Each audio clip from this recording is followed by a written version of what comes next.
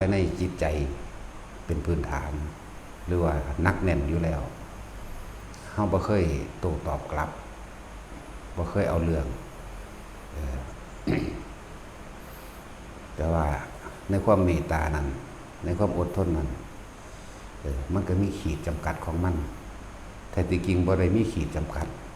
เฮาอดทนโดยบ่ต้องอดทนอยู่แล้วเพราะว่าเฮาบ่มีความหวังว่าบ่ฮู้ว่าสิอดทนเอาหยังเพื่ออะไรอาจจะฟังเข้าใจยากไม่ได้อดทนเพื่ออะไรแต่ว่ามันเป็นปกติที่บ่ต้องการความแพ้หรือความชนะแล้วก็แม้นเมตตาเฮาว่าเป็นแค่สื่อของมันว่าเมตตาเฉยๆจังว่าการที่เฮาถูกรังแกข่มเหงมาตลอดแต่ว่าเฮาบ่โต้ตอบกลับมันเลยอาจดูเหมือนโง่แต่ที่จริงแล้วมันมีความอดทนโดยบ่ต้องอดทนเว้าอีกอย่างหนึ่งเพื่อให้ดูตัวเองสละสลวยคือมีเมตตาแต่ว่าบ่แม่นเมตตามันเป็นอุเบกขาต่างหากพูดเว้าเพื่อให้เกิดความเข้าใจซื่อๆดอกที่จริงแต่ว่าเมื่ออีกฝ่ายหนึ่งรังแกข่มเหงบ่มีมือหยุดมือหย่อนเราจำเป็นจะต้องต่อสู้เพราะว่าโลกนี้มีทั้งคนเห็นแก่ตัวและคนที่เสียสละคนมีทั้งคนดีและคนไม่ดีนั่นเองฉะนั้นเราจึงต่อสู้เพื่อปกป้องตัวเองคำว่าอดทนและเมตตาเก็บเอาไว้ก่อนเพราะมันมีอยู่แล้วบ่จำเป็นต้องเอามาแสดงให้คนได้รู้ให้คนได้เข้าใจตัวเองฉะนั้นจึงโลกจึงใส่ภาษาคำว่า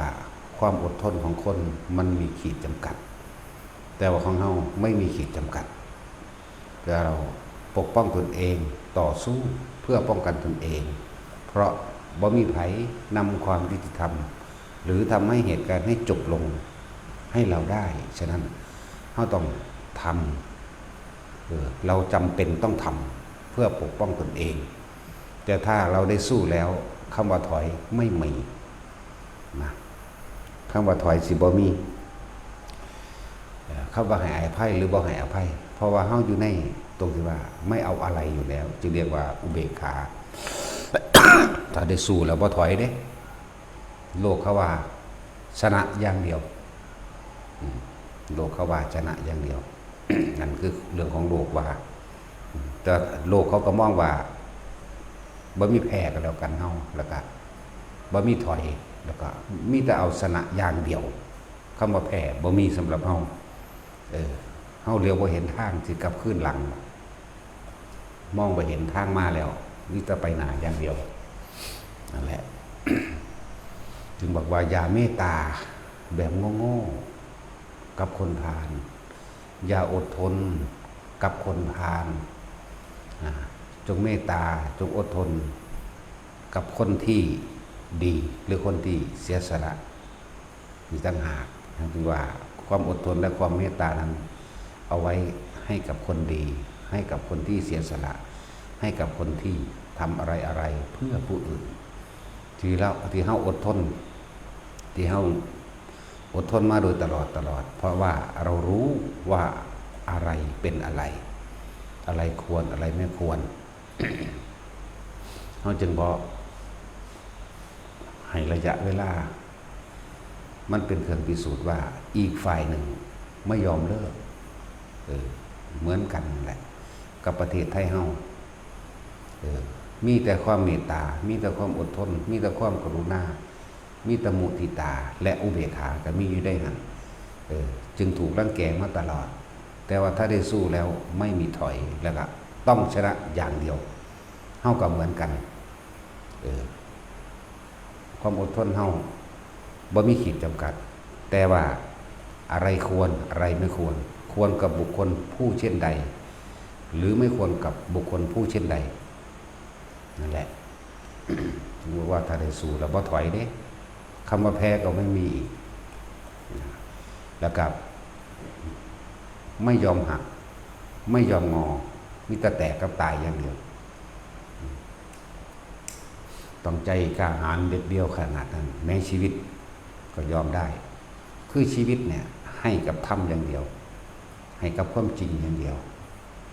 บ่มีการฉี่สอดตอแหลโกหกพกลมเพื่อที่จะเอาตัวเองออกมาเพื่อให้คนอื่นเห็นคล้อยตามเราบ่มีทางมีแต่ความจริงความจริงกับความจริงล้วนๆนั่นแหละจึงบอกว่าความจริงเป็นสิ่งไม่ตายสัจจังเวอมตะวาจานี่เป็นความจริงเป็นสิ่งที่บ่ตาย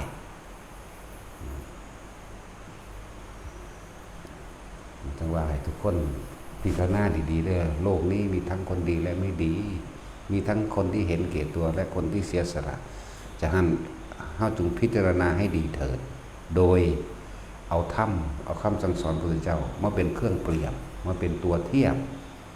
แล้วค่อยๆพิจารณาให้ชัดเจนอดทนเพราะ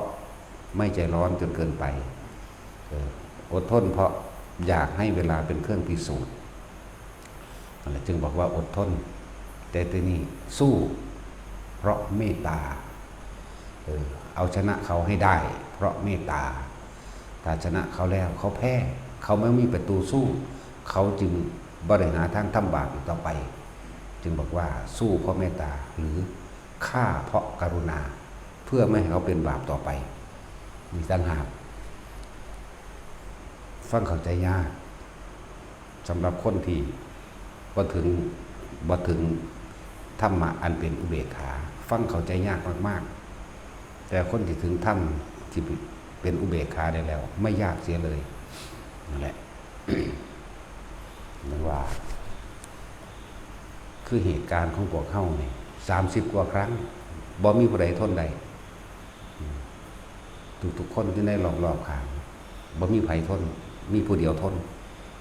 แต่ว่านั้นไม่ใช่ความอดทนแต่ว่ามันเป็นปกติที่ไม่ต้องการให้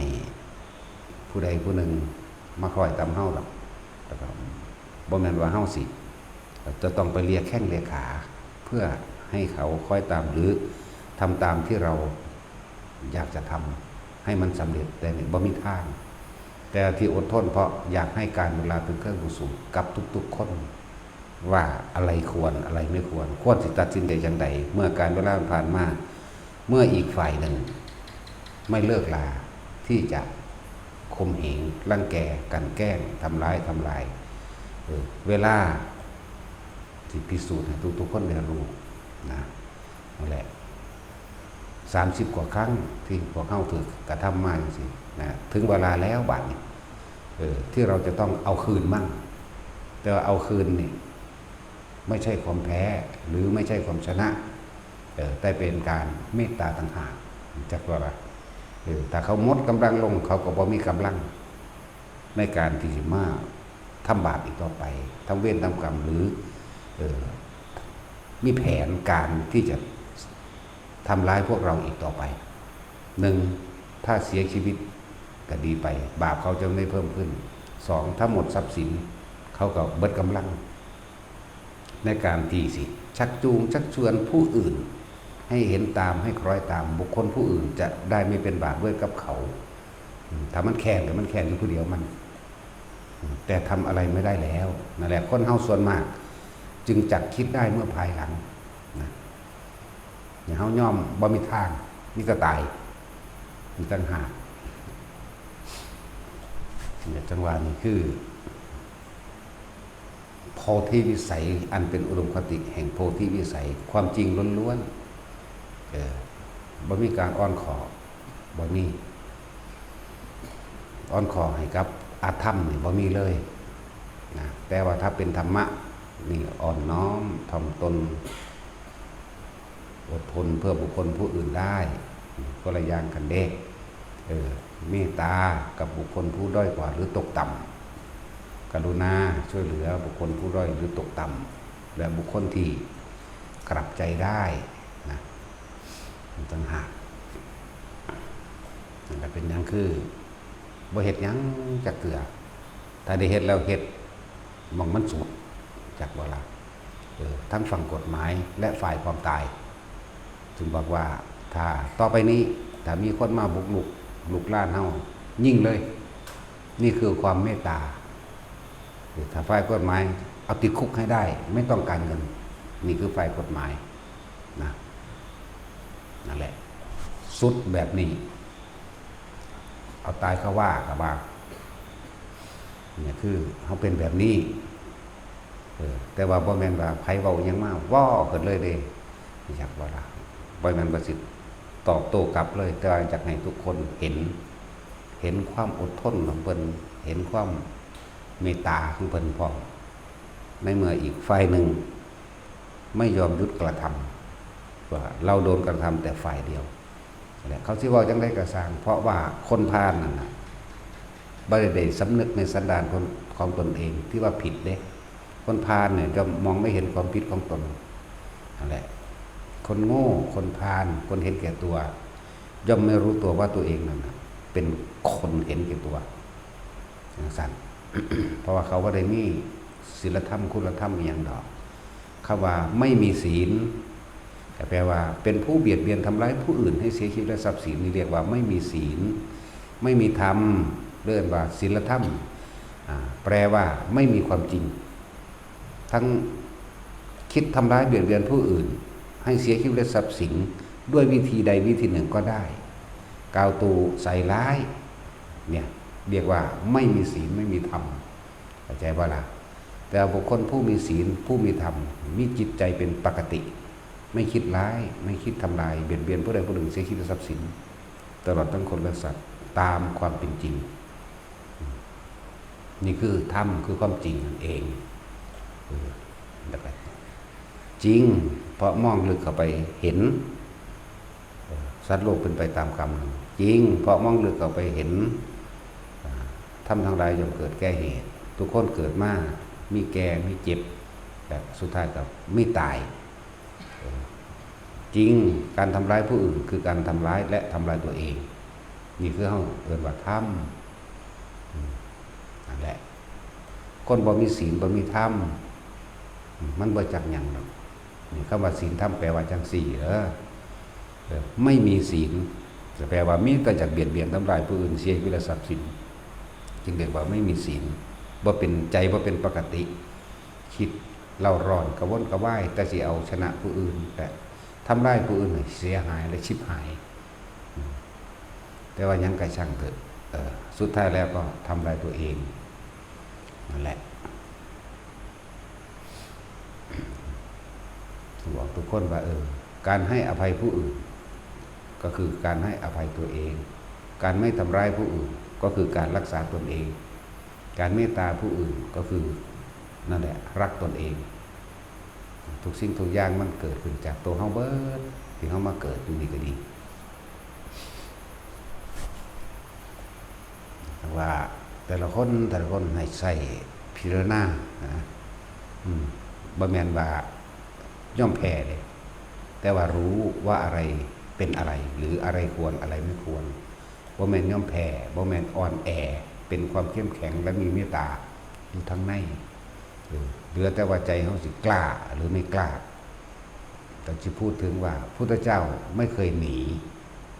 พุทธเจ้าบ่เคยหนีแล้วก็บ่พาสาวกหนีบอกบ่หนีเขาจ้างคนมาด่าไปบิณฑบาตหมู่สาวกทั้งหลายส่วนหนีพระอานนท์ส่วนหนีนั่งอีหยังล่ะจ้างคนมาด่าแล้วก็ย่งส่งเสริมบอกให้คนทั้งหลายบ่ให้ใส่บาตรให้หมู่สาวกไปบิณฑบาตบ่ได้กลับมามือเปล่าเป็นอาทิตย์2 อาทิตย์พุ่นเด้อบ่ได้หน่อยเด้ท้อแท้อ่อนแอได้บัดนี้ส่วนพระเจ้าหนีไปเมืองที่บุคคลที่เขาเคารพและศรัทธาเราเถิดพระเจ้าข้าพระเจ้าก็นิ่งบ่ปาก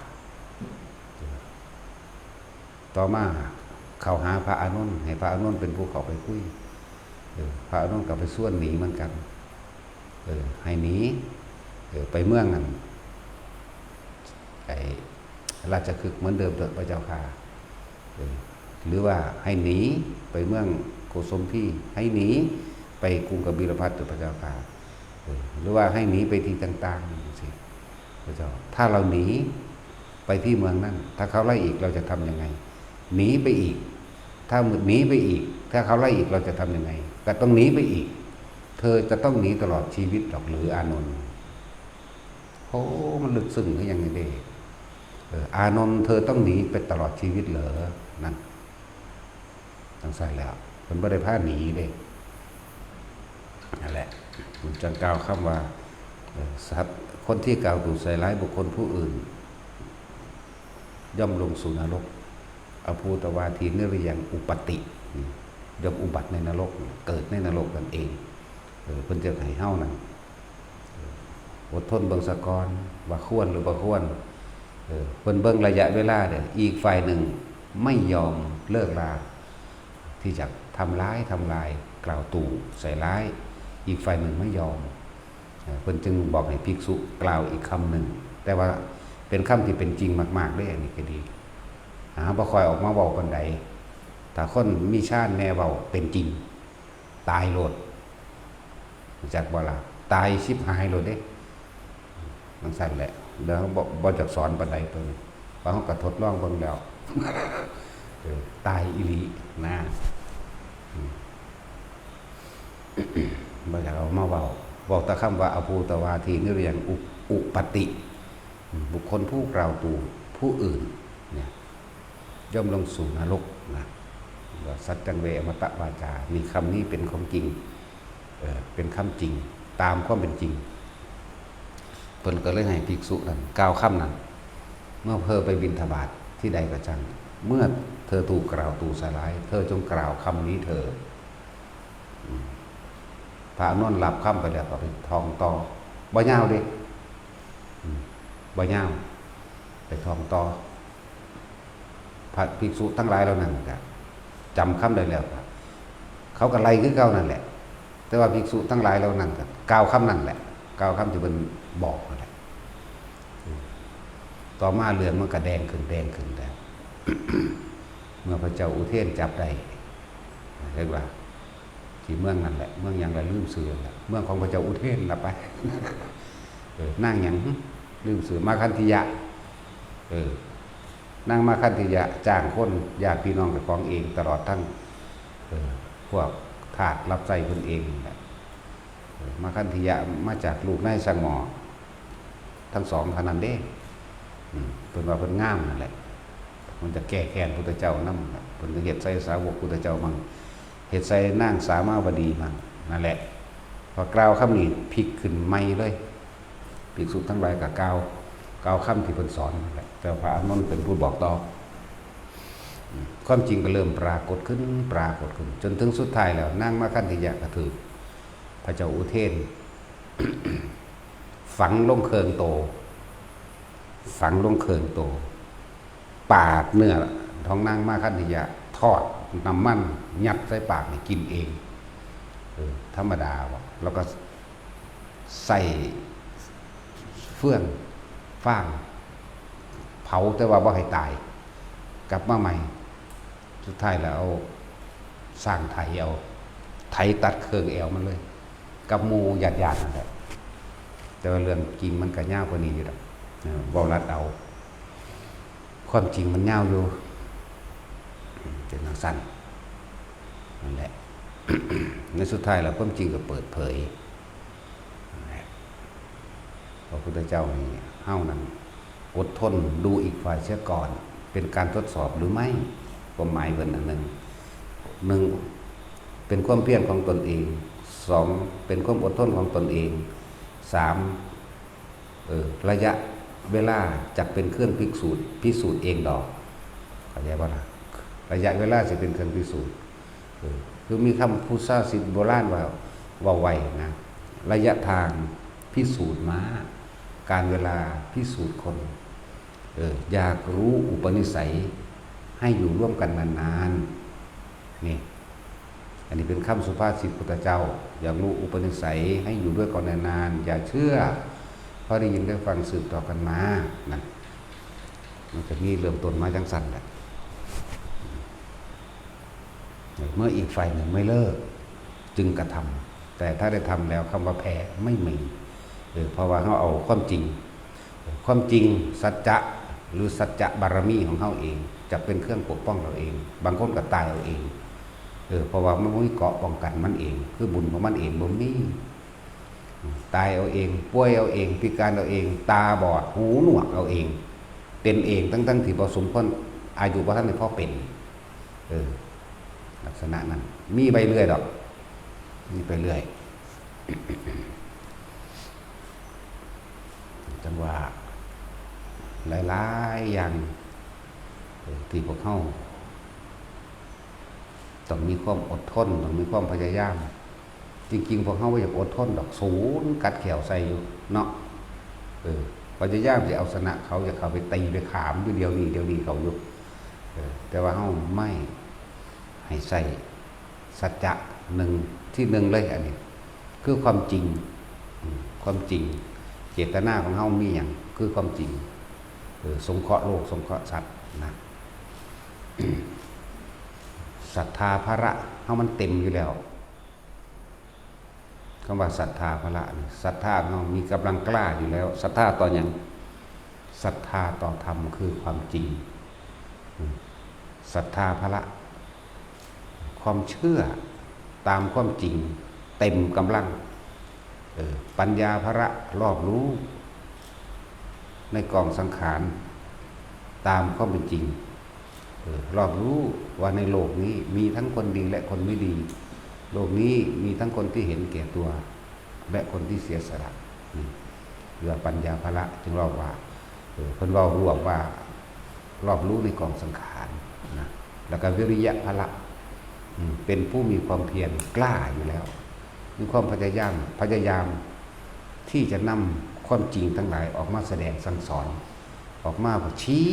บอกแนวทางให้ทุกคนได้รู้อันนี้ควรอันนี้ไม่ควรแต่ว่าบอกว่าผิดหรือบอกว่าถูกนั่นเป็นความเห็นของแต่ละคนเด้เพราะท่านได้ยืนยันตัดสินว่าผิดหรือถูกเด้อันนี้ควรอันนี้ไม่ควรภาษาโลกว่าผิดใส่การโหลดถูกใส่การโหลดแต่เราไม่ยืนยันตัดสินแต่เล่าให้ฟังบอกให้ฟังนั่นจึงบอกว่ายืนยันตัดสินว่าใดผิดอันใดถูกเพราะผิดถูกของคนนั่นนะตามความเห็นแก่ตัวแล้วคนที่ว่างจิตเป็นกลางเท่านั้นจึงจะบอกผิดบอกถูกได้ถูกต้องแต่เขาไม่พูดว่าผิดว่าถูกพอมันยึดคนละแบบกันแต่ว่าอันนี้ควรอันนี้ไม่ควรสิ่งนี้มีสิ่งนี้จริงมีเนี่ยสิ่งนี้เกิดขึ้นสิ่งนี้จึงเกิดตามเพราะสิ่งนี้ดับไปสิ่งนี้จึงดับตามมีตั้งหากเด้นั่นแหละพวกเฮาบัดนี้ให้เฮาเห็นซะยังกระชังเถอะก็รู้อยู่แล้วว่าโลกนี้มีทั้งคนที่เห็นแก่ตัวคือคนไม่ดีนะและคนที่สละตัวเองคือคนดีแต่ว่า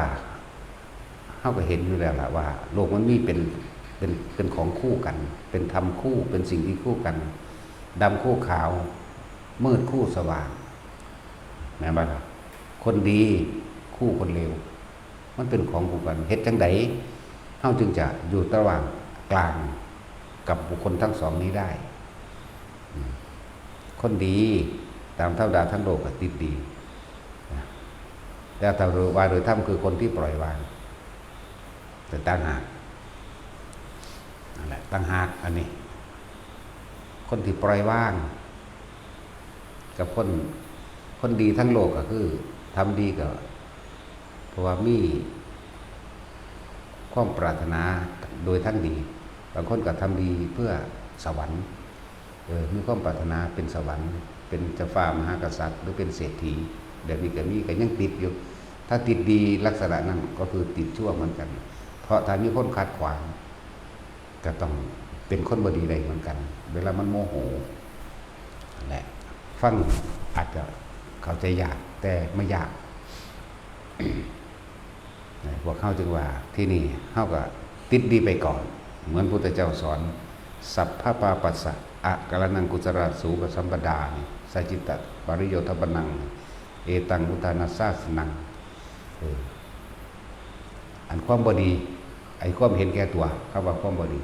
ความเห็นแก่ตัวค ความอยากทำให้ผู้อื่นเสียชีวิตและทรัพย์สิน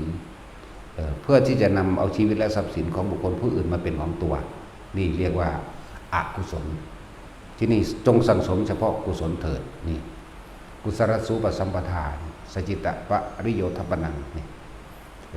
จะพยายามที่จะทำให้บุคคลผู้อื่นมีความสุขหรือมีชีวิตที่ดีขึ้นสมควรที่จะแบ่งปันสิ่งของที่ตัวเองมีอยู่ก็ให้ไปยารักษาโรคเครื่องห่มที่อยู่อาศัยเงินทองตลอดทั้งเครื่องอำนวยความสะดวกแนะนำอาชีพและการงานต่างๆช่วยเหลือโดยกำลังกายก็ช่วยเหลือโดยกำลังให้กำลังใจก็ให้โดยบริอิจฉาริษยาไพ่นี่เป็นว่าสร้างสมสิ่งที่เป็นกุศลนี่เรียกว่ากุศลสร้างสมกุศลไปเรื่อยเพิ่นบ่ทันได้ว่าดีหรือบ่ดีเด้กุศลเข้าใจบ่ล่ะกุศลคือความฉลาดในหนทางออกจากทุกข์คือการเวียนว่ายตายเกิดติดเบาท่าสาโลกว่าติดดีไปก่อนเอาดีไปก่อนเพิ่นบอกเขาสองอย่างอกุศลไม่ดีถ้าบอกภาษาเฮากุศลดีมีตั้งหากนะเฮาสังสมกุศลไปซะสังสมไปเรื่อยเลยสังสมแต่สิ่งที่จะทำให้เห็นตามความเป็นจริงสังสมสิ่งที่จะทำให้ตนเองนั้นพ้นออกจากทุกข์ได้สังสมความเสียสละทานบ่มีก็ให้มีซะโดยไม่หวังสิ่งใดตอบแทนนะการได้แบ่งปันและช่วยเหลือบุคคลผู้อื่นโดยกำลังกายก็ทำซะถ้ายังไม่เคยทำโดยไม่หวังสิ่งใดตอบแทนแนะนำทางปัญญาแนะนำหลายๆอย่างนั่นแหละเพื่อเขามีชีวิตที่ดีขึ้นหรือมีทางออกในชีวิตก็แนะนำไปสักโดยไม่หวังสิ่งใดตอบแทนเหมือนกันกับองค์แห่งธรรมกถึกการสั่งสอนแสดงธรรมแห่งองค์ธรรมกถึกเลยบ่ได้หวังสลาบสักการะมีจิตเมตตาอย่างเดียวมีจิตเมตตาแล้วก็ต้องประกอบด้วยอุเบกขาเป็นที่คือเก่า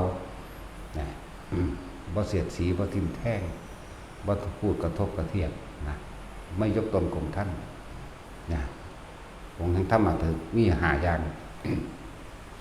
นั่นแหละจังซั่นบ่ระวังชื่อเสียงบ่ระวังทรัพย์สักการะบ่เสียดสีและทิ่มแท่งบ่ยกตนกระทบเทียบท่านข่มท่านที่สำคัญคือบ่หวังลาภสักการะก็เรียกว่าใช่แหละพวกเข้ากับเหมือนกันจงสั่งสมที่มันเป็นกุศลไม่มีเครื่องร้อยลัดไม่มีเครื่องทิ่มแทงคำว่ากุศลกุสะแปลว่าหญ้าคาหญ้าค่าสมัยตะกี้คือผู้ใดเหยียบต่อมันก็เฮ็ดให้เจ็บตีนผู้ใดถือใบมันก็ถือปาดขาปาดแข้งปาดมือจับบ่ดีลูดกับบาดมือเจ้าของเองเพิ่นเรียกว่าสิ่งที่กลับมาทำร้ายตัวเองเรียกว่าอกุศลสิ่งที่ไม่ทำร้ายตัวเองบอกว่าเขาจะเดินเป็นทางทิศทางใดหรือว่าจะจับยังก็แล้วแต่มันไม่กลับมาทำร้ายตัวเองจึงเรียกว่ากุศลธรรมาตามข้อเป็นจริงของนี้กุศลธรรมาสิ่งนี้ที่เราทำแล้วจะไม่กลับมาทิ่มแทงและทำร้ายตัวเองตามความเป็นจริงเรียกว่ากุศลธรรมาอกุศลธรรมาเนี่ยสิ่งนี้ทำแล้วจะกลับมาทำร้ายและทิ่มแทงตนเองนั่นสั้น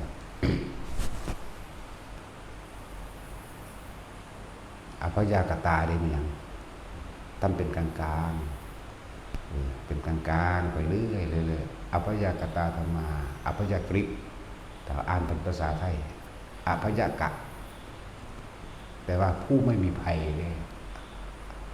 อภยะแปลว่ายังคืออภัยนั่นแหละนั่นแหละสิ่งที่ไม่มีโทษเหตุใจเป็นกลางๆมันก็เกิดกลายเป็นความอภัยให้แก่ตนและคนอื่นตัวนั่นแหละกุศลธรรมากุศลธรรมาอภยากตาธรรมา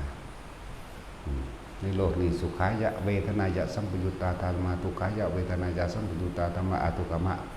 เนี่ยมีสุขมีทุกข์และไม่สุขไม่ทุกข์คืออุเบกขานะ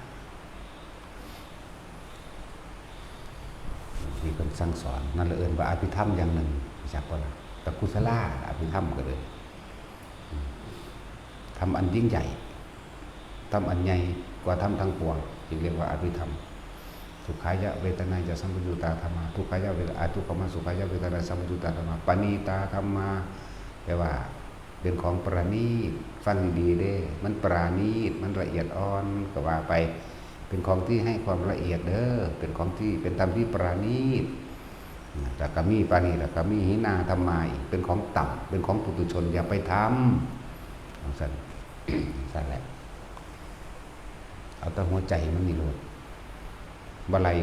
ว่าสุขว่าทุกข์ย่อมเกิดขึ้นเพราะเหตุนิโนคัมโมโปตุชนิโกอย่างหนึ่งก็ต้องว่าไปก็ได้หรอกเป็นของต่ำเป็นของปุถุชนเป็นของชาวบ้านแบบนี้บาลัยไปก็ได้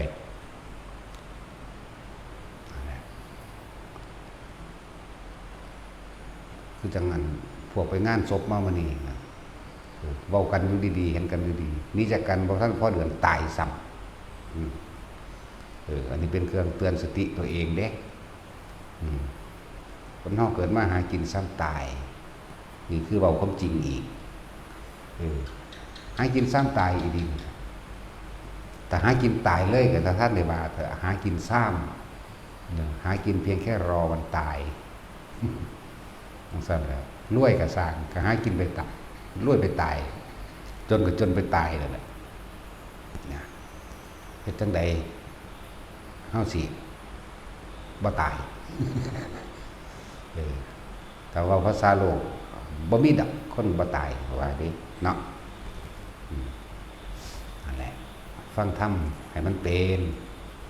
ให้ธรรมทานหรือให้ทานด้วยธรรมเนี่ยชื่อว่าให้อมตะมหานิพพานคือความไม่ตายให้ความจริงให้ความจริงโลกิยะสัจจะก็เว้าอยู่นี่โลกุตระสัจจะก็เว้าอยู่นี่ทั้งเป็นโดยปรมัตถสัจก็เว้าอยู่นี่ขึ้นอยู่กับสติปัญญาของใครของมันสิแยกสิแบ่งเอาสิเห็นตามจริงหรือเห็นตามปลอมก็แล้วแต่อันนั้น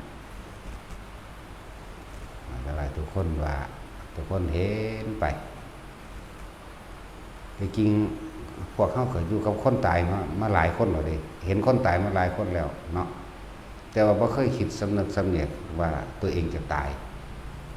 เพราะว่าตัณหาอุปทานหรืออวิชชาความบังตาเอาไว้บังตาบังปัญญาบังความจริงตื่นขึ้นแต่ละมือแต่ละเว้นคิดหาแต่แนวใดหาแนวใดหาแนวกิน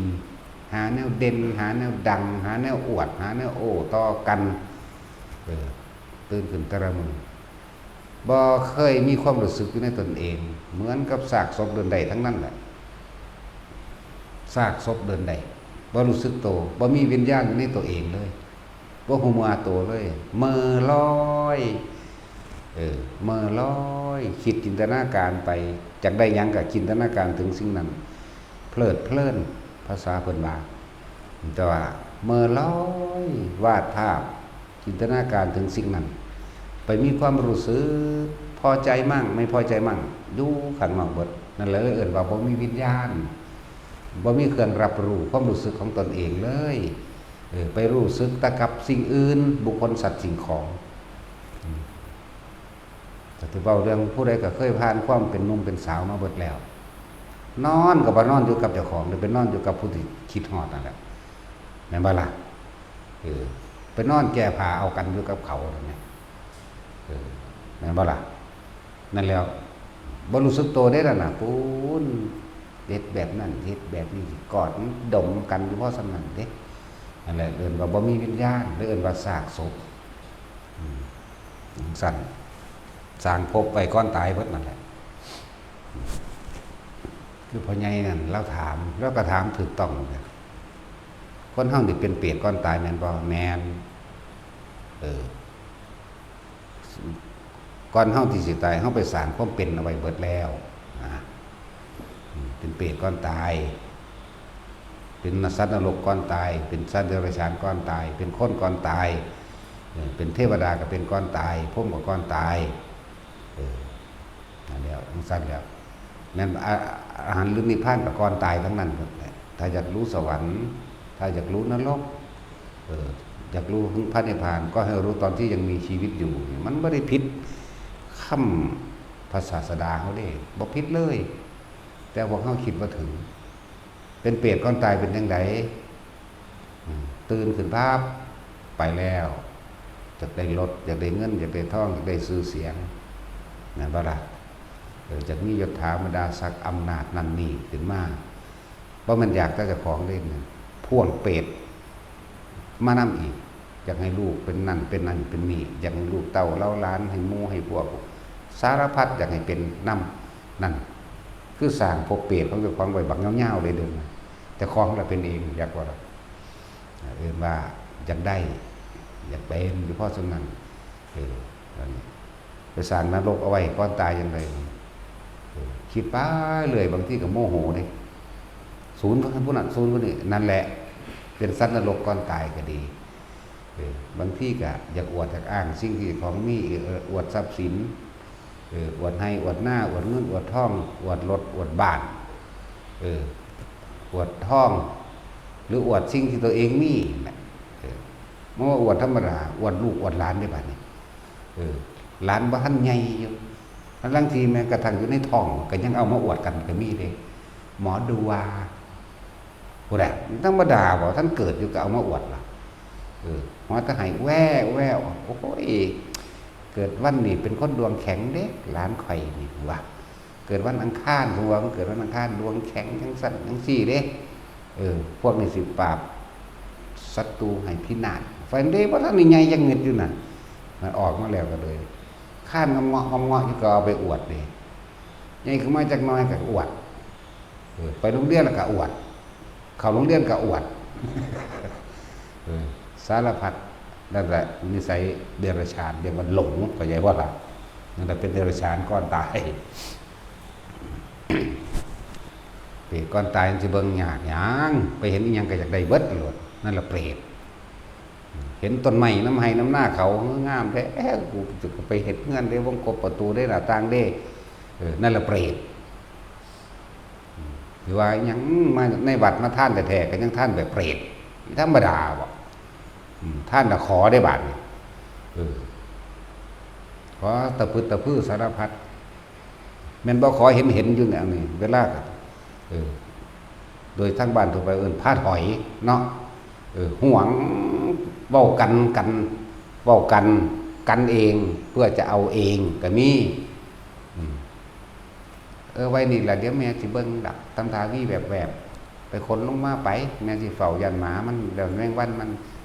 เว้าเอาเองด้วยหนึ่งจังว่าเว้าเพื่อที่จะเพราะถ้าเขาไปหันหลังหันปั๊บใส่เต็มตาแล้วก็ไปไว้อีกหม่องนึงบ่ได้ก็หาถุงมาใส่ไว้มันว่าธรรมดาเด้เนาะนั่นแหละเปรตเข้าใจว่าล่ะแปลว่าผู้หิวกระหายผู้ไม่รู้จักอิ่มจักพอผู้มีความเจ็บปวดอยู่เป็นนิดเจ็บปวดแสบร้อนอยู่เป็นนิดคำว่าเปรตนี่เห็นยังจากใดเบิดมันตั้งแปลกประหลาดเนาะเบิ่งง่ายๆเปรตแต่อยู่ในวัดก็ยังมีเนาะเข้าใจว่าล่ะบ่แม่นมีหลายในวัดดอกยังว่าเว้าคนทางนอกข้างหลายก็นั่นอีกคือเขาบอกกันพลาดตกนรกเยอะที่สุดที่ตกก็เยอะบางไดภาษาบวชหน่อยนึงเนาะเว้าขวางเขาเจ้าเบิ่งกันน่ะจังซั่นแล้วพระเปรตพระผีมันคน 7,000 ล้านบวชเพราะพันบ่ตัวนี้ 7,000 ถูกมั้ยเนาะ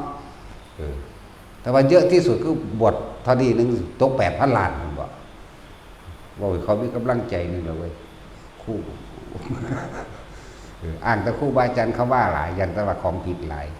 เฮานี่ว่าเอาเองนี่บ่อ้างไผหรอกแนวจังซี่เน้นหน่อยนึงดอกพอมันบวชหน่อย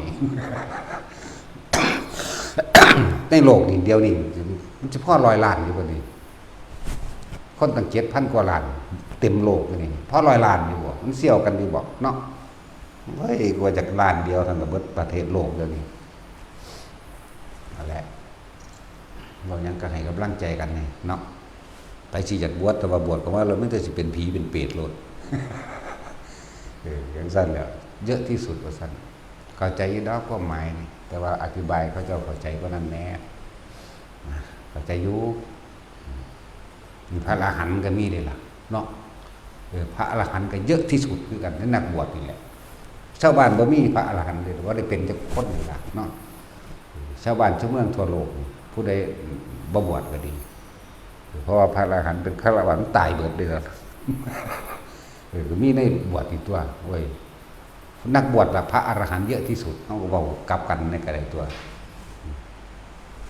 ถ้าอรหันต์บ่บวชมันก็ตายดิสิตายเมื่อนั้นแหละก็ไปเถียงกันดอกผมบ่เคยเป็นมันเขาก็บ่เคยเป็นแต่ว่าเขาสิเถียงนั่นแหละว่าคนไปสร้างสิ่งที่ตะของสิไปเป็นใบก้อนที่ตะของจะตายอยู่แล้วล่ะบางท่านมาบอกเรื่องในบัตรอะไรคนทั่วโลกที่จะได้เบิดไหมเบิ่งดูมันเป็นไปสวรรค์นี่บ่เลยไปเห็นยังเอาพวกเจ้าทำงานในโรงงานทำงานในห้างทำงานเป็นครู่เป็นข้าราชการเป็นทหารเป็นตำรวจยังกระสร้างเห็นยังกระจักได้แม่เอาพวกทหารแล้วกูจะเอาปืนไปไว้ปกป้องรักษาเงื่อนกูก็หน้าเนี่ยนี่ก็เปรียบแล้วไหมเนาะอยากได้ปืนล่ะอยากได้ระเบิดล่ะแน่อยากได้สัญญาณนั่นอยากได้สัญญาณนี่ล่ะเพราะว่าแต่นั้นแล้วเอาทหารน้อยไปใส่มันก็เปรตกับขักคือกันหรอวะแถมเสื่อมเป็นหนีและดินดีเนาะทหารใหญ่เอาทหารน้อยไปใส่ตำรวจก็คือกันโอ้นั่นเปรตหลายโอ้ว่ามันตาเปรตธรรมดาหอดสันนรกแบบประเภทอสุรกายหาแม่นบ้าล่ะหากินแต่คนทุกคนยากกินคนรวยว่าใดนั่นแล้วจักสิเปรตจักสิสัตว์นรกปนกันเลยได้ล่ะเนาะหลายอย่างก็แบบนี่เราในทางเลวไหลเขาก่อนนั่นนี่เป็นเรื่องส่วนตัวของเขาแต่ถ้าเป็นเรื่องส่วนร่วมกับยังเงินดอกอาชีพทหารหรืออาชีพตำรวจเป็นอาชีพที่ต้องเสียสละชีวิตตัวเองเด้แต่ว่าความเห็นแก่ตัวในตัวใครตัวมันก็มีต่างหากเด้แยกแยะเอาเด้อคนบ่มีศีลบ่มีธรรมน่ะเอาเว้าเรื่องส่วนตัวบ่อาจสามารถสิรองรับตำแหน่งแห่งตนใดบ่อาจสามารถสิรองรับหรือรักษาหนึ่งไม่อาจสามารถรักษาตำแหน่งตัวเองไว้ได้และตำแหน่งก็บ่ขึ้นแถมตนตัวเองก็บ่อาจสามารถรักษาเอาไว้ได้แม้แต่ปัจจุบันคนรวยโดยทั่วไปหรือว่ารวยก็สั่งคนที่ไม่มีศีลธรรมคนบ่มีคุณธรรมก็บ่อาจสามารถที่จะรักษามูลมรดกของปู่ย่าตายายพ่อแม่เอาไว้ได้คือกันนี่เรื่องส่วนตัวจากบ่นี้เรื่องส่วนร่วมก็อีกแบบนึงเรื่องส่วนตัวก็อีกแบบนึงเด้อคนมีศีลมีธรรมเท่านั้นแหละจึงจะสามารถพาตัวเอง พ้นออกจากถ้าว่าเรื่องโลกพ้นออกจากความทุกข์ยากได้ถ้าเรื่องธรรมพ้นออกจากทุกข์ได้เข้าใจว่าล่ะถ้าว่าเรื่องธรรมสามารถเอาตัวเองพ้นออกจากทุกข์คือการเวียนว่ายตายเกิดได้อย่างต่ำกับโสดาบันอย่างสูงกับอรหันต์เลยได้ก็ได้ตอนเป็นๆนี่แหละไม่ได้เป็นตอนตายหรอกคือจากลูกกับลูกตอนเป็นนี่แหละนั่นแหละเป็นสั้นส่วนทั้งโลกก็สามารถนำพาครอบครัวพ้นออกจากความทุกข์ยากลำบากได้พ้นออกจากความยากจนได้นะนี่แหละเป็นถึงว่าคนทั้งโลกมันจะเห็นทรัพย์มีค่ายิ่งกว่าปัญญาแต่ว่าคนทั้งท่านคนที่เข้าใจความจริงคือปัญญามีค่ายิ่งกว่าทรัพย์เหมือนพระมโหสถทกเถียงกันผู้หนึ่งสิทกเถียงเพื่อเอาชนะเพื่อสิได้รางวัลจากแค่พระราชาให้รางวัลหนึ่งแต่เอาผู้หนึ่งคนทกเถียงเพื่อจะเอาความจริงให้ทุกคนได้รู้ความจริงว่าปัญญามีค่ายิ่งกว่าทรัพย์เป็นไฉนนี่เพื่อเขาทกเถียงอยากเอาชนะสิเขาก็ว่าแม้เศรษฐีคนนั้นคนนี้เป็นน้ำลายฟูมปากไหลลงพวกนั้นยังยอมตัวเองเข้าไปเป็นทาสรับใช้เพื่อต้องการทรัพย์เพื่อต้องการเงินส่วนพระโมโหสถไปวางซัดนั่นแหละเป็นวิธีหาเงินจากคนผู้ไม่มีปัญญาธรรมดาเลยหักกันนิดหน่อยไปเรื่อยเด็ถ้าเขาได้พ่อแล้วเขาก็หนีนั่นมันก็แมนก้มเขาจ้ะสั้นแหละพวกเสน่ห์บุกุสะกิจกรรมพ้นมื้อนี้แต่เพิ่นบ่ได้เฮ็ดเพื่อให้ชนะเด้ขนาดเพิ่นชนะแล้วแม้ถึงขั้นว่าพระราชาสั่งประหารพวกบัณฑิตทั้ง4นี่เพิ่นก็ยังขอเบิ่งขอชีวิตไว้ไหมเอาตัวเองเข้าประกันเพื่อขอชีวิตเขานั่นแหละแต่สุดท้ายแล้วในทั้ง4คนก็ กลับใจเป็นคนดี สรุปธรรมบทก็ที่ว่าก็เป็นพระสารีบุตรไปจังซี่แหมเป็นพระสารีบุตรหรือว่ามาสายสารนี่มาเกิดกับบรรลุอรหันต์นำกันเบิดจนธรรมโมคคัลลาเป็นทหารอีกผู้หนึ่งที่เสียสละตัวเองถูกตีนั่นแหละมันจังว่าถ้าอยากฮู้อุปนิสัยการเจียกินให้อยู่ร่วมกันนานๆจะพึงตัดสินใจว่าเขาเป็นคนเลวหรือคนดีอยู่ไปเรื่อยๆนั่นแหละ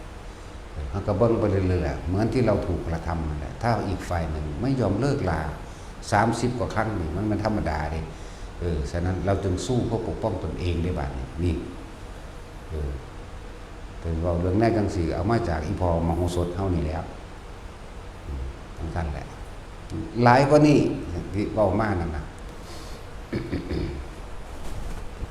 เยอะไม่แต่บ่ว่าจะเป็นปัญญาไหวพริบทางการแสดงทำไหวพริบทางการเอาตัวรอดจากเหตุการณ์พื้นที่ต่างๆบ่ว่าจะเป็นไหวพริบทางการทำสงครามอีกสุดยอดเบิดเพราะท่านสิบอกพวกทหารเอาไปอ่านไปเป็นความรู้ประดับตนนั่นเลยต้องรบเท่าใดเจ้าก็ชนะเท่านั้นแหละเอาชนะรบล้านครั้งกับชนะล้านครั้งแตกฉานในหันแหละมันมีอยู่ในหันแหละมีอยู่ในหันแหละจังว่าจะให้พวกทหารผู้นำประเทศจะศึกษาเอาเฉพาะโดดๆในเรื่องพระมโหสถนี่ก็มีทั้งบูมีทั้งฤทธิ์ทั้งเดชทั้งบุญอยู่ในหันแหละสมบูรณ์ในประวัติของที่พอมโหสถอยากให้ทหารไปอ่านเจ้าสิ่งนี้ความรู้ความสามารถเฉพาะตนจะเกิดขึ้นทันทีในผู้นั้นแหละแล้วก็ใส่เวลาดึงมูเอาตาปัญญามันมีค่ายิ่งกว่าทรัพย์นะคนมีปัญญาก็ยอมหาทรัพย์ได้เลยฮะนี่นั่นแล้วเถียงกันว่าเศรษฐีน้ำลายฟุ้งน้ำลายเหนื่อยคนคนนั้นก็ย่อมลดโตไปแต่คนนั้นมันจนนั่นแหละเป็นวิธีการใส่ปัญญาเขาก็เพื่อว่าไปเหตุเพื่อให้เกิดความเห็นใจเพื่อได้ทรัพย์มากเขาได้ทรัพย์พอแล้วเขาก็หนีไปตั้งตัวตะเขาแต่คนพวกนั้นสุดท้ายแล้วก็ถูกหลอกลวงเอาทรัพย์เบิดแน่มันก็ไปหันไปวันนี้นั่นแหละหลายอย่างอยู่ดอกไปศึกษาเอามันเยอะกับอย่างแบบเรื่องก็ว่ายอดแล้วทั้งปัญญาทั้งฤทธิ์ทั้งเดชก็อยู่ในนี่ว่าทั้งเล่ห์เหลี่ยมกลไก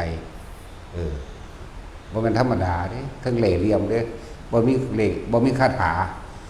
แต่ว่าตัวว่ามีคาถาแต่ทั้งที่ใดๆใส่เล่ห์เหลี่ยมเอา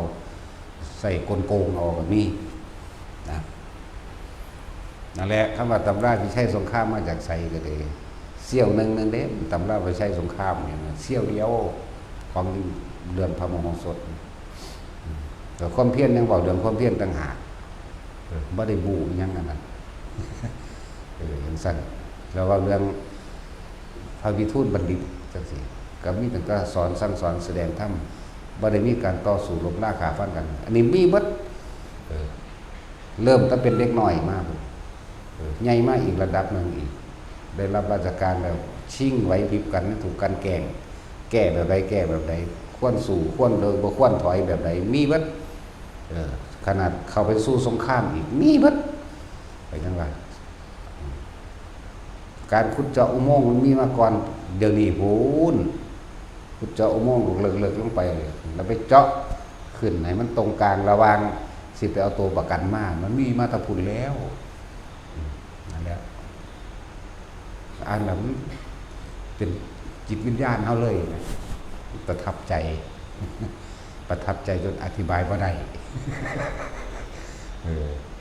มันค่าตื่นตันก่อนคือสุดยอดคักแท้ยังว่าเด้อแถมซ้ำแสดงธรรมอนิจจังทุกขังอนัตตาพร้อมเด้นั่นแหละยอดมันของธรรมะก็ดีคนทั้งหลายที่ว่าเห็นสัพดีกว่าปัญญาเพราะเขาบ่รู้ว่าอนิจจังทุกขังอนัตตาจะเกิดเป็นในภายภาคหน้าเขาจึงเห็นว่าทรัพย์นั้นมีค่ามากยิ่งกว่าปัญญาเพียงแค่เอาชีวิตรอดของตัวเองเฉพาะชาตินี้ บุคคลผู้กระทำความผิดแม้เพียงชาติเดียวเนี่ยอาจลงสู่นรกมหาอเวจีตลอดกับตลอดกาลแม้กระทั่งอาจจะถึงอสงไขยคิดได้จังไดว่าท่านเป็นพุทธเจ้าตอนนั้นกันเลยว่าท่านสิว่าซ้ำเป็นพระพุทธเจ้าเพื่อเพิ่นเอาปัญญามาแก้ในศาสตร์ปัจจุบันของเพิ่นครั้งนึงที่เราตถาคตเสวยชาติเป็นโพธิสัตว์อย่าว่าเราเป็นผู้ยิ่งอยู่ปัญญานี่ยังไม่อัศจรรย์เท่ากับครั้งที่เราเสวยชาติเป็นมโหสถนี่เหมือนธรรมดาเด้เหมือนกันกับเพิ่นบัดนี้อีกครั้งหนึ่งที่เพิ่นเสด็จไปสู่กรุงกบิลพัสดุเรียกว่าฝนแดงฝนสีชมพูฝนสีชมพูฝนโบกกระยังละลืมซื้อแล้วภาษานั้นเรียกว่าฝนตกฝนที่ทำให้เกิดความชุ่มเย็นเป็นการเชื่อมต่อระหว่างหญ้านั่นแหละฝนนั้นเป็นฝนออกสีชมพูเราตอนที่เป็นเสด็จเข้าสู่กรุงกบิลพัสดุนั่นแหละหลายพระอนุนพระท่านบวชได้ตอนนั้นพระยังละเป็นอุปถากภาษาคระหรือยังนี่แหละหรือนี่ละหรือคนทั้งหลายบอกน่าอัศจรรย์จริงเนาะในภาษาศาสดาเสด็จเข้ามาฝนโบกธรณียังนี่แหละตกหนาท่านแม้นฝนตกในการครั้งนี้ไม่น่าอัศจรรย์เท่ากับเมื่อครั้งที่เราตถาคตเสวยชาติเป็นโพธิสัตว์นั่นไหมยิ่งน่าอัศจรรย์กว่าเมื่อพระเจ้าแห่พระเวสสันดรเข้าสู่เมืองนั่นแหละนั่นแล้วนั้นยิ่งน่าอัศจรรย์กว่าเพราะตอนนั้นเรายังไม่ได้สิ้นซึ่งตัณหาป้าตัวธรรมดาเลยแต่ตอนนี้เพิ่นบ่มีตัณหาเลยเด้เพิ่นเรียกว่าบ่ได้อัศจรรย์นั่นแหละทั้งสั้นแล้ว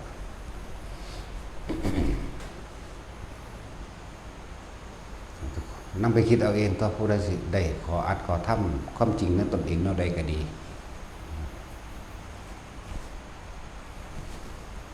บางคนเห็นทรัพย์สมบัติมีค่า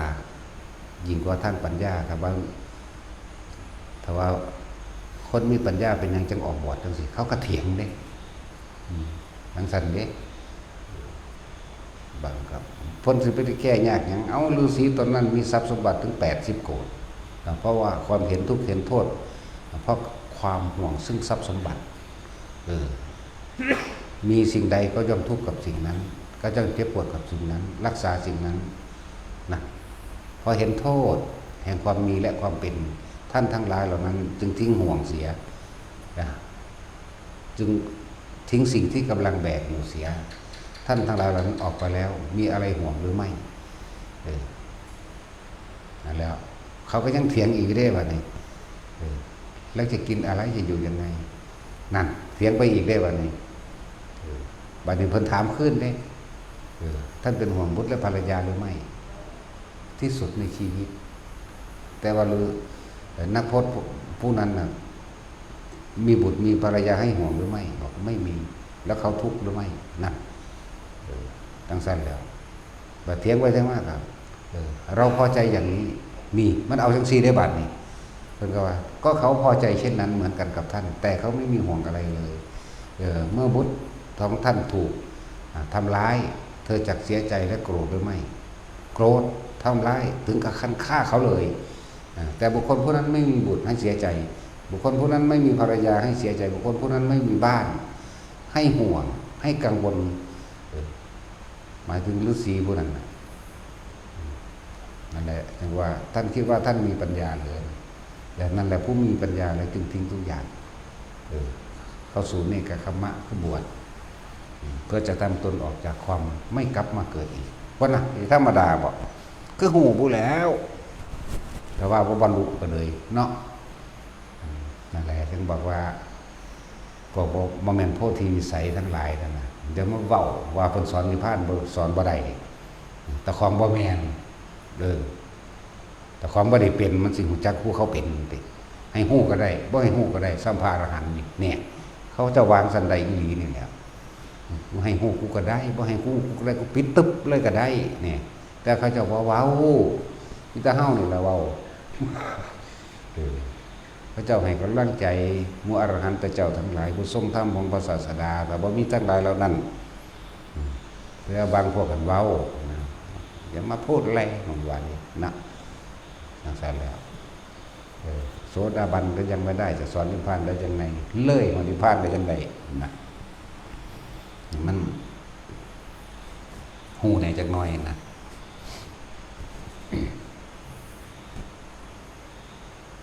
แต่ว่าทุกๆคนนำไปคิดโดยเฉพาะเรื่องความตายเนาะถ้าเจ้ามีสิ่งใดเวลาพวกเจ้าสิตายพวกเจ้าก็จะทุกข์กับสิ่งนั้นแหละสิ่งที่พวกเจ้ามีแหละผู้ใดมีลูกก็ไปทุกข์กับลูกนั่นแหละโอ้ยจะสิอยู่จังไดเนาะท่านตั้งตัวได้อยู่เดี๋ยวเบิ่งลูกพวกเขามันรวยมันก็มีผัวมีเมียใหม่แล้วมันเป็นคนละคนเหรอเด้มึงก็บ่เบิ่งน้องเลยเนาะเด็กเขาก็มีลูกให้ห่วงก็ไปเหมือนกันนั่นน่ะนั่นแหละก็เลยบอกว่าใครมีสิ่งใดย่อมทุกข์กับสิ่งนั้นทุกข์แล้วมันสิเป็นสาเหตุให้ไปเกิดทุกข์จักสิทุกข์เท่าใดอีกจักสิเป็นกับเป็นกันเป็นอสงไขยมันเด้ผู้ใดมีท้องก็ห่วงท้องก็ทุกข์กับท้องใครมีลูกก็ห่วงลูกทุกข์กับลูกใครมีหลานทุกข์กับหลานใครมีสมบัติงัวควายใครมีสมบัติเป็นแมวเป็นหมาก็ทุกข์กับแมวกับหมาแล้วไปเกิดน้ำหมาน้ำแมวแหละอย่างสั้นแหละใครมีขี้ดินลายก็ไปเกิดเป็นบุ้งเป็นนอนหรือเป็นยังอยู่ในหันแหละแต่ว่านี่บ่เปรียบเปรยซื้อได้ว่าอาจจะตกนรกสะก้อนจังขึ้นมาใหม่ก็ได้ นี่ธรรมดาป่ะนี่ใช่แล้วผู้ใดมีอำนาจทั้งเป็นบ้าครับบ่ต้องห่วงอันพวกนี้คือวันนี้ข้อเราถามนักการเมืองเขาโกงประเด็นหลายๆเขาบ่คิดบ่จะมาสร้างบัตรเขาจะบ่เอาไปซอยคนทุกคนอยากบ่หื้อคนว่าเอาถ้ามันมีฮิริโอตปะมันมีความละอายต่อบาปเกรงกลัวกบาปมันสิโกงบ้านโกงเมืองบ่เนาะมันหอบว่าเป็นนักการเมืองอยู่แล้ว ก็ฮู้อยู่ว่านักการเมืองเขาไปหาผลประโยชน์เอาเงินไปซื้อเงินไว้ เดี๋ยวต้องสั่งฟังเข้าใจว่าล่ะเอาเงินไปซื้อเงินเลยล่ะตอนบ่ท่านได้เป็นมันไหวไปแมงตะกันขี้ดินพุ่นล่ะ ตอนมันเป็นแล้วมันสิไหวเจ้าซะล่ะเนาะมีแต่มันสิตีนเหยียบซ้ำเหยียบข้อคมเอาเงินเจ้าต่อซ้ำนั่นแหละนักการเมืองกันว่าป้าตัวเขาโกงหลายๆปานนี้เขาบ่คิดสิซอยคนทุกข์คนยากบ่เขาบ่คิดที่สิสร้างวัดสร้างว่ามันมีบ่โอ้ยมันสิถ้ามันมีหิริโอตตัปปะนั่นน่ะมันบ่เป็นสามฮอดนักการเมืองเห็นว่าล่ะจังซั่นแล้วเขาบ่มีดอกแนวมันนั่นมีแต่อยากได้ครับอยากได้อย่างเดียวนั่นแหละมีแผ่นดินไม่ต้องห่วงดอกนาว่าเพิ่นฟังพวกสิเป็นหนี้แผ่นดินหนี้แผ่นดินการกินคนเด้นั่นน่ะจังว่าพวกอันคมเหงคนมาล่วยเหยียบคนมาล่วยเด้ไม่ต้องห่วงดอกถ้ามันบ่เป็นอรหันต์มันบ่พ้นแล้วกันนายากคือดอกที่สิไปโสดาบันนี่หยังน่ะยากบ่ต้องห่วงเขาบ่คิดพ่อหรอกว่าสิมาสร้างวัดสร้างว่าถ้าสร้างก็สร้างเพื่อเอาหน้าเอาเสียงเอาคะแนนจากบ่ล่ะมันบ่เป็นบุญบ่เป็นซะเลยเด้นั่นน่ะเพราะเขามีจุดหมายอย่างอื่นเหมือนกับทำทานแลกของเข้าใจบ่ล่ะก็จังซั่นตัวมันสิรู้จักความสงบมันสิรู้จักหิริโอตตัปปะบ่รากเหง้าข้อมูลของศีลทั้งหลายก็หิริโอตตัปปะเกรงกลัวต่อความชั่วที่ตัวเองที่รังแกข่มเหงผู้อื่นย่านต่อผลของมันที่รับถูกโทษบาปกรรมที่ตัวเองกระทำหรือจังซั่นก็เขาว่ามีความคิดแบบนั้นดอกบ่มีเลยเพราะว่ามันความคิดมันเร็วก็มาอีกมันธรรมดาว่ะธรรมดาเด้อนั่นแหละบอกให้เบิดทุกคนเนี่ยบ่ได้เจาะจงผู้ใดผู้หนึ่งหรือเป็นแมงเบิดแหละสั้นแหละสั้นเถียงกันมีแต่ว่าคำว่าเพื่อประชาชนก็เพื่อหัวมึงเองแหละไผก็เลยเนาะสั้นละเศรษฐีอย่างอื่นที่เขาค้าขายไปเขารวยไปเขาบ่ได้ยุ่งเขาบ่ได้ยากปานใดเด้ ทำบุญแท้สร้างวัดไปน้ำซอยเหลือคนไปน้ำเด้แต่บ่บอกนี่ไม่กูทำเพื่อตัวกูเองแม่นบ่ล่ะถ้าสิไปทอดกฐินมั่งหันวันนี้อย่างประกาศตัวเองอยู่ว่าซั่นอยากได้คะแนนนิยมเนาะซั่นแล้วแหละมันบ่เป็นความจริงดอกที่เขาว่าอันนั้นนั้นนี้นะเราก็เล่นกับหมายังดีกว่าอีกเห็นป่ะสั่นแหละแต่ว่าแนวมันนี่มันก็เป็นความจริงสั่นแหละส่วนมากเพราะว่าส่วนมากแบบว่าลอยทั้งลานซะลงเบิดจากมันที่ไปแก่อยู่บนใดลอยทั้งลานลงเบิดลงมาเวทีว่าบางพวกเลยว่า3,000 กว่าพระพุทธเจ้าก็ยังอยู่ในใบอเวกีอยู่เด้มันก็ธรรมดาเด้พวกนี้นั่นแหละคือว่าเดี๋ยวเขาก็ว่ายังจะให้สอนทำอย่างเดียวบ่ให้จักหนุ่งการเมืองมันเป็นแม่นการเมืองพระพุทธเจ้าเฮาก็อาศัยแต่ละประเทศแต่ละเมืองก็เพื่อว่าให้สอนคนเป็นคนที่เสียสละตัวมันบ่สั่นสอนนักรบสอนทหารก็สอนอยู่ละแล้วมันบ่ได้ศึกษาใช่ว่าจังไรว่าธรรมะอันนี้นะธรรมะก็เลยความจริงเนาะความจริงของคนกลุ่มนั้นนะมันบ่ได้เกี่ยวกันเด้ที่จริงมันอันเดียวกันเบิดนั่นแหละมันบ่ได้แยกแยะดอกในความจริงของแต่ละคนความจริงของบุคคลผู้มีความโลภจนฆ่าคนใดโลภจนฆ่าพระก็ได้ฆ่าพระอรหันต์ทำลายพระพุทธเจ้าได้เบิดเด้นั่นแหละคน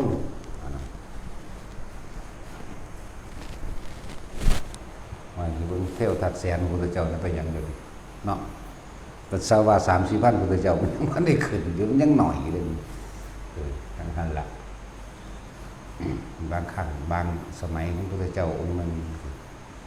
ไปสอนเจ้าฟ้ามหากษัตริย์แต่ละประเทศ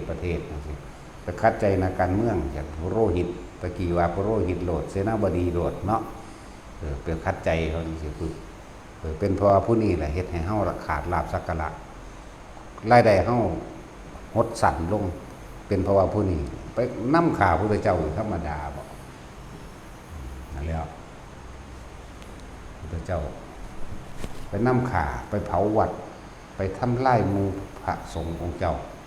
นี่มันว่าธรรมดาเด้ความโลภของสัตว์ทั้งหลายมันนี่เป็นความจริงได้ว่านี่ก็เลยนี่ว่าย้อนหลังขึ้นหลังไปในเมื่อ 3,000 กว่าพระพุทธเจ้าเลยแหละพระพุทธเจ้าก็ไปแสดงธรรมให้ทุกคนมีคนนั้นมีความโลภมีความโกรธมีความหลงเพิ่นก็แสดงทำไป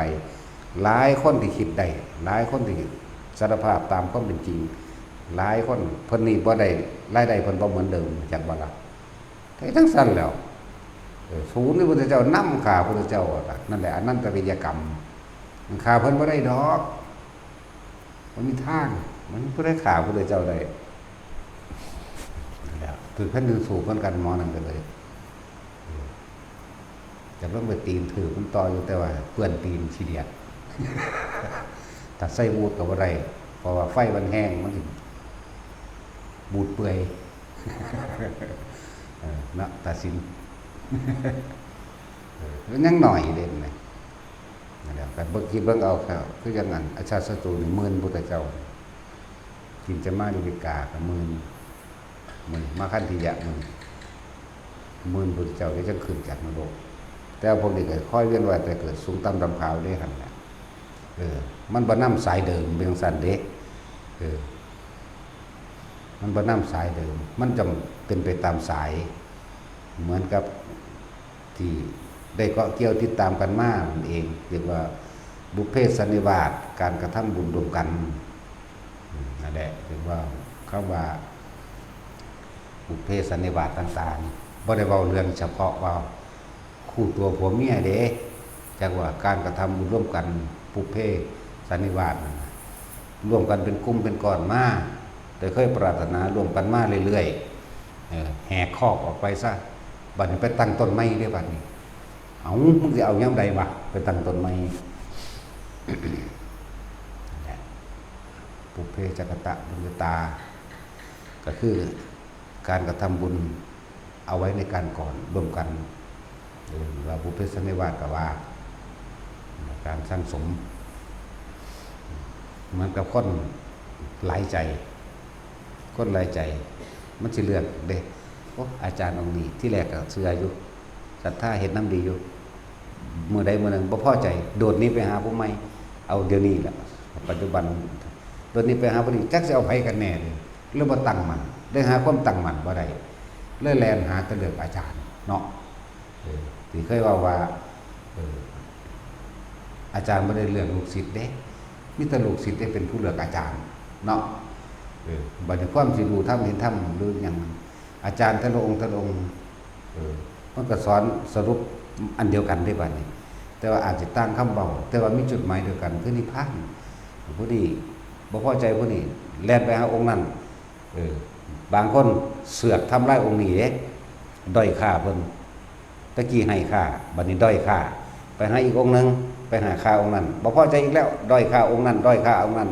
ให้ค่าองค์นั้นด้อยค่าองค์นี้บ่ได้จังหยังเลยนั่นแหละคือว่า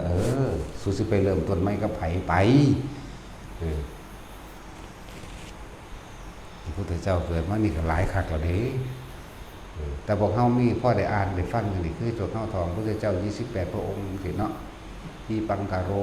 พระที่ปังกรพระสรณังกรนี่ยังไล่ไปที่จนถึงพระโคดมมันนี่ซ้ำนี่ก็พอแห้งแล้วนี่มันเท่าใดสงไข่เลยอันว่า28พระองค์นี่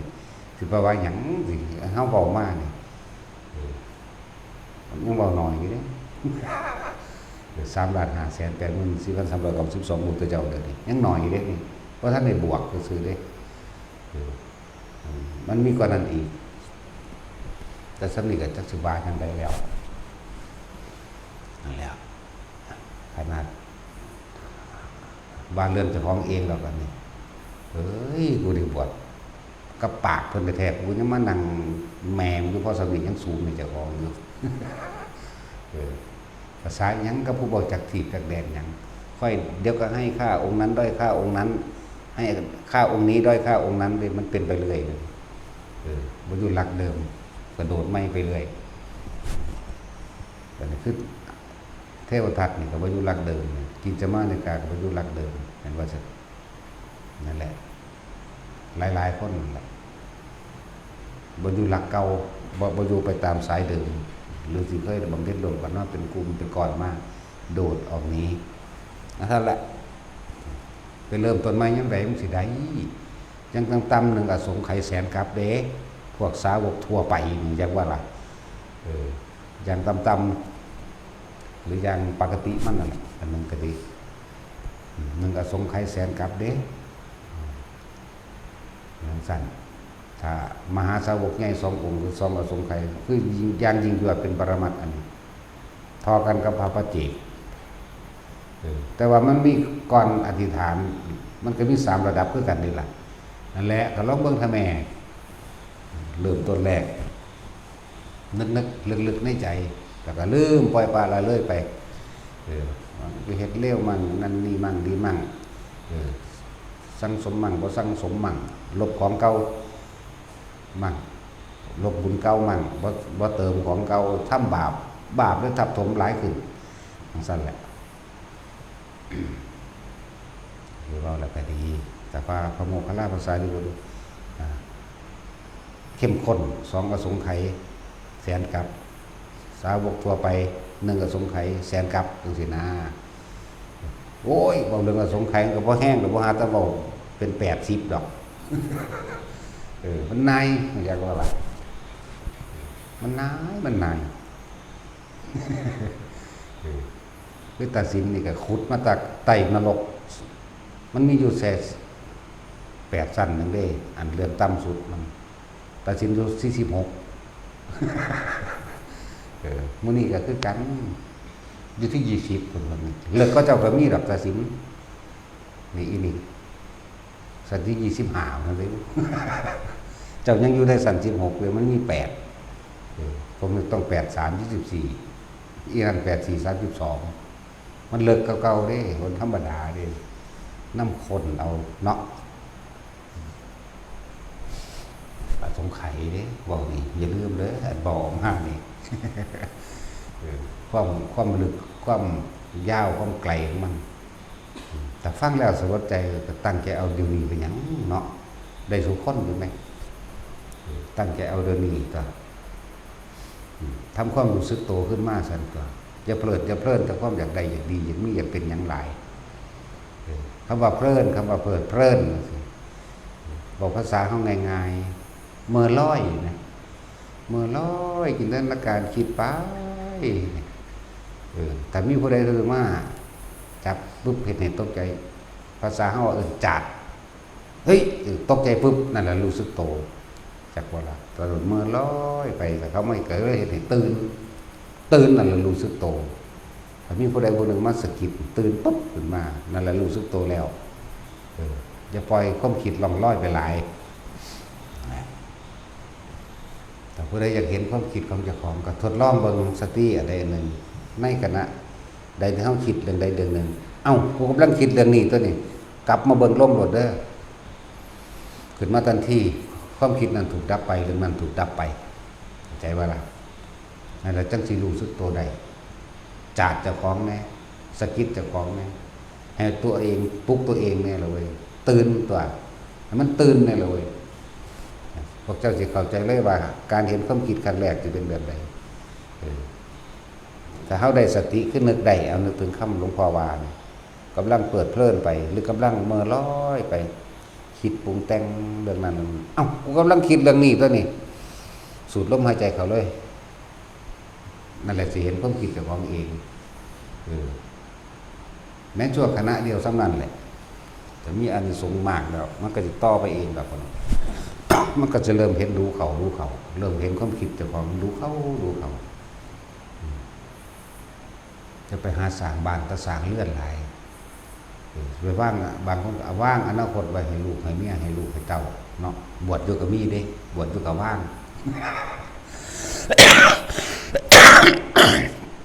ว่างอนาคตไว้ให้เพื่อนว่างอนาคตไว้ให้เพื่อนอันนั่นแหละเมื่อลอยไปเรียกว่าเพลินนันทิราคะเปิดเพลินไปกับสิ่งที่พ่อใจว่านันทิราคะนันทิราคะสหคตาสหะคือเกิดพร้อมเพลินไปน้ำกันโดยไม่รู้สึกตัวเขาว่านันทิราคะสหคตาเนี่ยเปิดเพลินแปลว่าจังสั้นโดยภาษาภาคกลางภาษาเฮาว่าเมื่อลอยใจลอยคิดไปเด่นแม่นว่าล่ะพ่อเข้าใจว่าเนี่ยพ่อเข้าใจก็ตายซะแปลยังคักปานนี่แล้วก็เลยตามความรู้สึกที่ผู้ใดก็เคยเมื่อลอยตัวเนาะแต่จินบ่มีสมองเราก็ยังพ่อเข้าใจได้อยู่เด้แม่นว่าล่ะขนาดเราบ่มีสมองได้แล้วนะมันเป็นกลวงอยู่ในหัวยังสั่นอะไรเมื่อลอยเพลินไปคิดไปถ้าผู้ใดคิดได้ให้หยุดกับความคิดจับตัวใดตัวหนึ่งที่มันอยู่มองได้กระจังนั่นแหละสติผมกำลังคิดเรื่องนี้ตัวนี้กลับเข้ามาลมเลยนั่นแหละหมายถึงว่าทุกคนพยายามฝึกอยู่กับลมมันจังสิเห็นแต่เฮาบ่หยุดเฮาบ่นิ่งเฮาบ่เห็นความคิดมันแล่นไปแล่นมาดอกนั่นแหละเพิ่นจังว่าใส่วิธีเอาลมนั่นแหละเป็นเครื่องล่อเครื่องล่วงลมบ่มีรูปร่างลักษณะท่าทางบ่เป็นตัวบ่เป็นตนบ่มันคนบ่มันสัตว์วิธีตัดความคิดแล้ววิธีสิเห็นความคิดเพราะสั่นมันสอนอานาปานสติว่าทำความรู้สึกอยู่กับลมหายใจเข้าคำว่าอานาปานสตินั่นนะหายใจออกหายใจเข้าหายใจออกมือนึงให้มันเห็นเฮ็ดแต่ไม่ได้ต่อเนื่องกันหน้าที่หนึ่งก็เหลือกินแล้วนะบ่ได้เอาหลายได้เอาหน้าที่เดียวนี่โอ้ยบ่ธรรมดามันดับภพดับศาสตร์เท่าใดล้านภพด้านศาสตร์เด้นั่นน่ะภพเกิดหมายถึงความคิดเฮากำลังเพลินไปอารมณ์เฮาแหมมันก็เกิดตายอยู่เรื่อยคิดเกิดตายแล้วเด้นั่นน่ะจักบ่นี่นั่นแล้วเพียงแต่ว่าบ่ทันได้ตายออกจากร่างซื่อเด้ตายออกจากร่างก็ไปตามสุดท้ายที่มันไปค้างไว้จักอารมณ์ค้างบ่เดี๋ยวนี้เนาะ ศูนย์ในคนเฮ้ยมันบ่ล่มแค่เถื่อเลื่อนว่าอารมณ์ค้างนอนอยู่กับยันทวนอยู่ผู้เดียวน่ะพลิกไปพลิกมาอยู่หันเมื่อสัตว์ออกศูนย์นั่นแหละเอิ้นว่าอารมณ์ค้างหัวใจวายตายตอนนั้นไปนรกนั่นแหละที่บอกว่าคนเฮามันสั่งภพไว้ไปเกิดก้อนตายยังเกิดจิตเกิดนั่นแหละแต่เศร้าคิดเรื่องนี้กับจิตตายครับเรื่องนั้นเกิดเรื่องนี้เกิดภพนี้ตายเรื่องนี้ภพนั้นโอ้สารพัดมันเร็วขึ้นอย่างเดียวเท่าได้ล้าน3 ล้านกว่ามันได้แต่ละนาทีมันวิสำนาธรรมดาจะบอกเป็นยังแบบข้อสมิเนาะบอกความไหวของจิตพูดแต่บอกเขาพวกสูงอยู่ข้างบนแน่หรือพ่อว่ากันใดอยู่แล้วก็พวกนี้ซึ่งลึงเนาะเพราะรู้เรื่องหลักอะไรใครจะรู้จักว่าการที่จะไปเห็นความคิดเนี่ยเห็นอย่างใดตอนที่เขากำลังเมื่อลอยไปเนี่ยเพลินไปแบบนี้แต่นึกถึงคำหลวงพ่อว่าเอากูกำลังคิดถึงเรื่องนี้ตัวนี้กลับมาหายใจเลยโดยไม่ต้องคิดถึงลมหายใจกันเลยหรอกลู่ลมเขาเย็นวืดออกนั่นแหละเห็นลมม้วนๆเฉพาะนี่เด้อไม่ต้องตามลมเขาแล้วก็ว่าต้องตามลมออกมาปลายชานจมูกหรอกมันอยู่นี่แหละมันม้วนนี่เนี่ยนั่นแหละต้องจะได้เห็นมันเองวันวิธีตัดภพตัดศาสตร์วิธีตัดกรรมเก่าก็จะไปคิดถึงเรื่องเก่าๆอันนี้เป็นแค่คำแนะไอ้ตัวบ่คิดจริงๆบ่ได้คิดอย่างเลยล่ะเข้ามาล้มเลยทำความรู้สึกอยู่กับลมโลดส่วนมากมันภาวนาบ่ได้เพราะว่ามันไปคิดหาเอาแต่ผลมันเดี๋ยวนี้มันมองแต่ข้างนอกหรือเอาผลข้างนอกผลนอกก็คือคิดเอาอดีตแหละคิดแต่เรื่องอยากเป็นอรหันต์คือผู้นั้นอยากเป็นคือผู้นี้หูทิพย์คือผู้นั้นผู้นี้โอ้พระอนุรุทธะพระตาทิพย์เนาะพระโมคคัลลาภฤทธิ์เดชหลายพระสารีบุตรปัญญาหลายเนาะพระกังขาริวตะเป็นผู้เลิศโดยชาติเนาะเขาชาติออกชาติเป็นผู้ครองในการทรงชาติเนาะอยากเป็นนั่นเลยว่ามีตัวแสอยู่ในอดีตกับอนาคตมันเลยเป็นสิ่งเดียวกันมันบอกจักปัจจุบันเดี๋ยวนี้ปัจจุบันลมหายใจเข้าออกสติก็คือลมหายใจเข้าออกนี่แหละดูให้มันเกิดความรู้สึกตัวเลยในลมหายใจเข้าออกสำหรับผู้ฝึกคนแล้วมันก็จะมีอาการปิติต่างๆเกิดขึ้นแทรกซ้อนเข้ามาหลายอะไรอย่างปิติหาเราก็เบาซุ่มเมื่อแหละว่านกับเบาทั้งเบาทั้งสูงมีคนพวกต่อกัน2 มื้อเราได้สูงเลยบ่มีสมองยังแตกไปก็เลยเนาะถือว่าเอาแต่จุดแต่ความเป็นจังว่าแตกแขนงหรือเอาไปเปรียบเอาเตอพวกเขายังอยู่ในขันเนยยะอยู่ใครอยู่ดอกคำว่าเนยยะแปลว่ายังอีกว่าเนยท่าขนมว่าสั่นแหละเนยยะหรือเนยยะ ให้ข้อคิดบ่อยๆหรือให้ทางออกหรือแนะนำทางให้ต่างๆนานาสารพัดเรียกว่าเนยยะนี่เป็นภาษาไทยเด้ของเนยยะบาลีจริงๆนัยยะเด้ทุกพวกหนึ่งเวลาทำวัดนี่ตกภาษาบัดนี่ล่ะวิบัติเบิดนี่ล่ะภาษาครูสุขาโตแม่นสุขาโตแต่อิติปิโสก็ตกหลายอิติปิโสภควาภควาบ่แม่นผักภควาอะระหังสัมมาสัมพุทโธวิชชาจารณะสัมปันโนสุขโตโลกวิทูอนุตตโรปุริสธรรมสารถีว่านั่นแหละฟังดีสัทธาเทวมนุษย์สานังมันตกเด้อเอาไปปรับปรุงเด้อเบิ่งหนังสือกลางหนังสือใส่แล้วก็ออกเสียงไปตามอักขระนั่นแน่เลยสุขะกับสุขะมันมีแต่สุขะโตหลายสุขะมันแปลว่าสุขคือสุขะแปลว่าไปในทางที่ดีนั่นแหละสุขะโตแล้วว่ามันสุขะโต สุขะโตขะคอควาย ข้อควายเด้บ่แม่นขอไข่เด้หรือจะไปออกเสียงขอนั่นแหละมันว่าภาษาวิบัติแต่ว่าเจตนาดีอยู่ดอกทางจะบอกให้มันถูกซื่อเพื่อมีบางที่ผู้เอาไปจดจำมากมันก็เปลี่ยนไปเลยเด้ซุมื้อนี้มันก็เปลี่ยนมาหลายครั้งแล้วเด้คือว่าแล้วตั้งแต่กี้เนาะตะกี้มันบ่ได้ทันได้จดเป็นภาษาเด้มีอักษรหรือยังมีอันนี้สิบ่มีแต่ว่าถ้าได้จดจารึกไว้แต่บ่มีอักษรสิเอาอีหยังมาจดกันนั่นเขาเจ้าเรียงร้อยถ้อยคำทำสังขยนาแต่มันก็มีแล้วกว่าตัวหนังสือมันแต่เขาเจ้าก็จดไว้ไผจดไว้มั่นเด้บัดนี้นั่นแหละบางที่มันก็มาในที่ต่างๆมีบางองค์เพิ่นก็จดไว้ไผจดไว้มั่นเวลาฟังของพระพุทธเจ้าแต่ว่ามาลอยเลี้ยงใส่กันแล้วพระมหากัสสปะเป็นหัวหน้าหมู่นี่จังมาจดให้เป็นแนบเดียวกันโดยพระสังฆเถระทั้งหลายนี่มาทำสังฆายนาขึ้นมาใหม่เรียบร้อยแต่ว่าผู้จดไว้ตั้งหากของเพิ่นก็มีเด้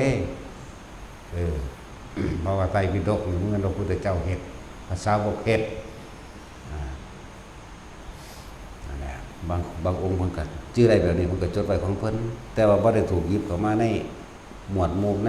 84,000 กันนี่ธรรมขันธ์กันนั่นแหละ 84,000 กันว่าธรรมขันธ์ขันธ์ไปว่าหมวดไปว่าหมู่นั่นแหละกองแห่งขันธ์นี่หมวดแห่งกายนี่ขันธ์5หมวดหมู่แห่งเวทนาเวทนาตาเวทนาหูเวทนาจมูกก็มีเด้เนาะเริ่มแล้วคือความรู้สึกภายใจในใจเฮานั่นแหละมันตาจรผ้ามูวาก็เปิดหนังสือว่ารถแม่มันจะบ่ผิดเพี้ยนจากอักขระภาษาขอก็เป็นข้อกับว่าเป็นออกขอบ่แม่นสุขะโตบ่แม่นสุขะโตสุขะโตตั้งแต่อิติปิโสบทของก็ดีอิติปิโสภควานี่ภควาบ่แม่นภักควาเด้ภควาอะระหังสัมมาสัมพุทโธวิชชาจารณะสัมปันโนสุขะโตโลกวิทูอะนุตโรปุริสธรรมสารถีสัทธาเทวมนุษสานังพุทโธภควาติสวาขาโตภควตาเด้บ่แม่นภควตาภคะเด้อพากันว่าขอใครเดินภควตาธัมโมสันทิติโกเด้อากาลิโกเอหิปัสสิโกโอปนัยโกปัจจตังเวทิตโพวินยูหินั่นแหละพากันไปทองไม่เด้อเอาสมาทานซะ